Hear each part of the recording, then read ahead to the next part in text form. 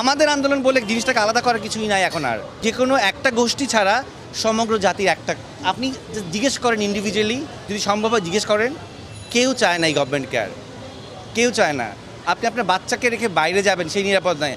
আপনি এই ঢাকা শহরে খেলার মাঠ নেই, বাচ্চারা ছাদে যেতে পারতেছে না, কেন পারতেছে না? হেলিকপ্টার দিয়ে গুলি করা হয়েছে।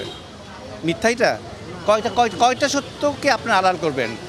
আপনাদের নির্লজ্জ লাগা, আপনারা নির্লজ্জ। আপনাদেরকে আসলে কোন কথা বললে আপনাদের লজ্জা হবে আমি জানি না। পুরো জাতি আপনাদেরকে এত কথা বলতেছে, ফেসবুক বন্ধ করেছেন, ইন্টারনেট বন্ধ করেছেন, কতদিন বন্ধ থাকবেন?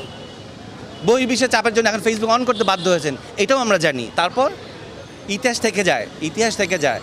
এই যে অগাস্টের 1 তারিখ, ইতিহাসটা মনে করেন। হ্যাঁ, ইতিহাস কিন্তু রিপিট হয়, কর্মের কারণে ইতিহাস রিপিট হয়। এরকম রিপিট যাতে না হয় সেই চিন্তাটা করেন। যা অর্জন করেছিলেন তার কিছুই এখন আর নাই। কেন নাই? আপনাদের কর্মের কারণেই নাই। এক একটা সন্তানকে আপনার রাস্তায় রক্তাক্ত করে মেরে ফেলেছেন। কয়টা মায়ের বুক খালি করেছেন বলেন? কী দোষ ছিল এই বাচ্চাগুলোর? কী দোষ ছিল সাইদের? মুগ্ধর কী দোষ ছিল? ও পানি খাওয়াচ্ছিল, কী দোষ ছিল ওর বলেন? এইটা শেষ কথায়।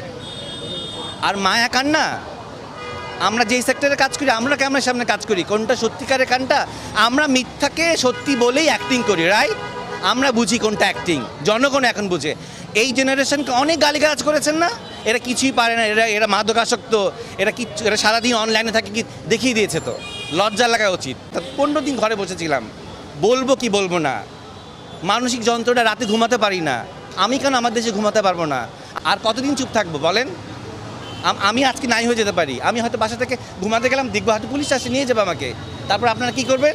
পরের দিন আপনারা দেবেন ওনাকে ধরে নিয়ে গেছে। এতটুকুনি আপনাদের দায়িত্ব, এর বেশি কিছু না। আপনারাও নামেন, আপনারা নিজেদের ক্যামেরা নিজেরা ঘুরান, বুমটা দিয়ে কথা বলেন। হ্যাঁ, বেতনের কথা বাদ দেন, চাকরির কথা বাদ দেন।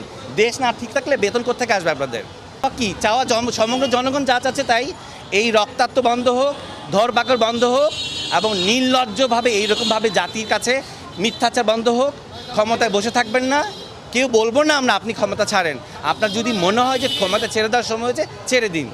বাকি সম্মানটুক নিয়ে অন্তত বাঁচবেন। যদি আপনি ধরে আঁকড়ে বসে থাকেন, ওই সম্মানটুক থাকবে না। কার সন্তান, কার মানস কন্যা, হ্যান কন্যা, এগুলো কিচ্ছু থাকবে না। অর্জন ধরে রাখতে হয়, লাঠি পেটা করে গুলি দিয়ে কিন্তু অর্জন ধরে রাখা যায় না। তো ধরে রাখতেছেন, রাখেন না। এই কথাগুলোও ইতিহাসে থাকবে।